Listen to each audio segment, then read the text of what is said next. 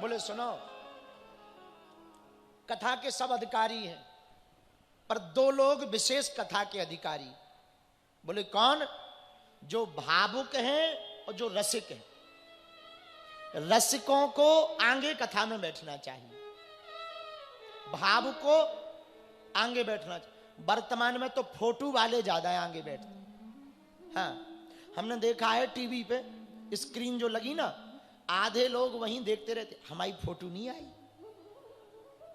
हाँ, और जब तक कथा चले तब तक तो वो ऐसे बैठते जैसे पिट गए हो। कुछ भी बड़ी बात कह दो, लेकिन जैसे ही कैमरा उनके सामने पहुंचे, जैसे ही कैमरा सामने पहुंचे तुरंत ऐसे ऐसे लगने लगता जैसे साक्षात प्रहलाद जी या मीराबाई बैठी। इतनी भक्ति, इतनी भक्ति। और फिर बाद में जाके काट के इंस्टाग्राम पे अलग चढ़ा। हो आज कथा में बड़ा आनंद आया। अरे टीवी की फोटो में आनंद आया कि कथा में आनंद आया? भैया, कथा में चित्र के लिए नहीं बैठना चाहिए, चरित्र के लिए बैठना चाहिए।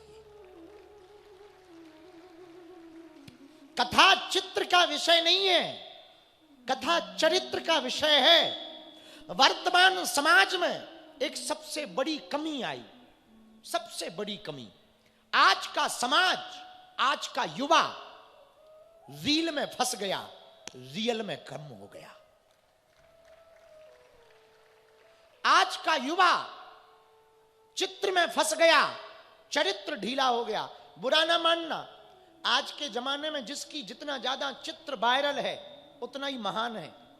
हम प्रार्थना करें, चित्र की पूजा नहीं होनी चाहिए, चरित्र की पूजा होनी चाहिए। हम जब एक बार साउथ इंडिया गए, कोयम्बटूर, वहां किसी जगह गए थे भगत जी के यहां।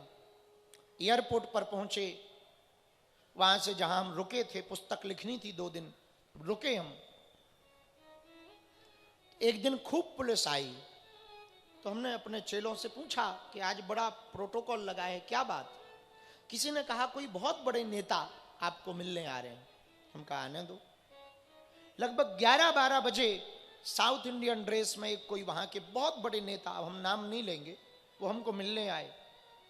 उनकी हिंदी बहुत ठीक नहीं थी, तो वो अपनी जेब में हाथ डाल करके बोले, बाबा हम भी हनुमान जी का फोटो रखता है, हम हनुमान जी का फोटो रखता है। उनकी ऐसी हिंदी थी, उन्होंने फोटो निकाल, बाबा हम भी हनुमान जी का फोटो रखता है। तो हमको हंसी आई। उन्होंने पूछा कि आप हंस क्यों रहे? तो हमने कहा तुम चित्र हनुमान जी का जेब में रखो या ना रखो, चरित्र दिल में रखना चाहिए। और चित्र रखने से कल्याण नहीं होता। याद रखना भारत के लोगों, शिवपुरी के पागलों, चित्र तो किसी का भी सुंदर हो सकता है। चित्र को संभालने में ज्यादा टाइम नहीं लगता, 30 मिनट के मेकअप में चित्र ठीक हो जाता है, पर चरित्र को ठीक करने में पूरा जीवन लग जाता है। और जो चित्र की पूजा करता है वो महान नहीं होता, जो चरित्र की पूजा करता है वो महान होता है।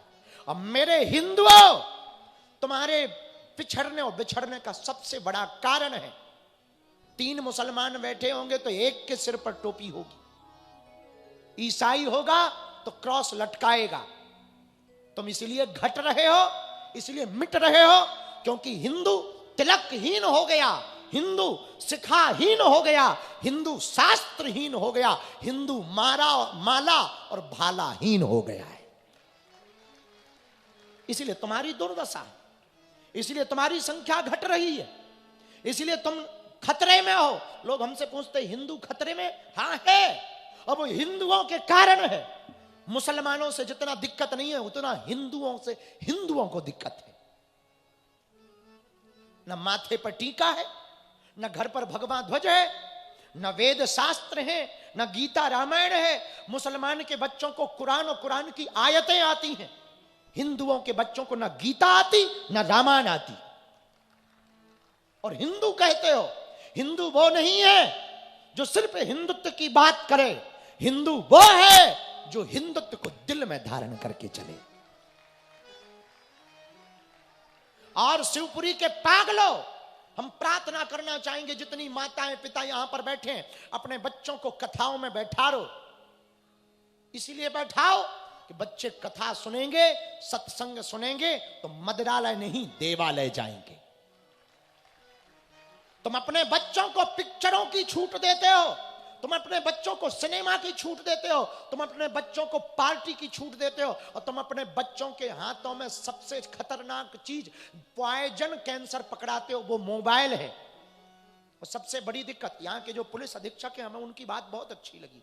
हमको पहले ही दिन कल जब हम पहुंचे तो यहाँ के एसपी महोदय हमको मिलने आए और हम और वो बैठे थे। उन्होंने एक बात कही, एक अभी मध्य प्रदेश में अभियान चल रहा, ऑपरेशन मुस्कान, मुस्कान अभियान नाम का एक बहुत अच्छा अभियान चल रहा। मुस्कान अभियान के तहत पुलिस प्रशासन पूरे मध्य प्रदेश से खोई हुई बेटियों को वापस लाते। पर एक बड़ा कारण है इस अभियान के पीछे कि जो बेटियां जा रही हैं वो एक तो आयु से कम होती हैं, लेकिन जाने का सबसे बड़ा कारण सोशल मीडिया होता, जिसमें सामने वाले के सिर्फ वो फेस, बातें, चैटिंग और सेटिंग के चक्कर में अपनी जिंदगी को बर्बाद करके माता पिता की नाक कटवा करके भाग जाती है।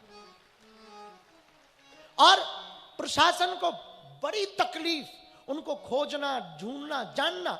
हम भारत की बहनों से प्रार्थना करेंगे, याद रखना, ये बात हो सकता हिंदुओं को या तुम्हें बुरी लगे, पर यदि हम सच नहीं बोलेंगे तो कौन बोलेगा।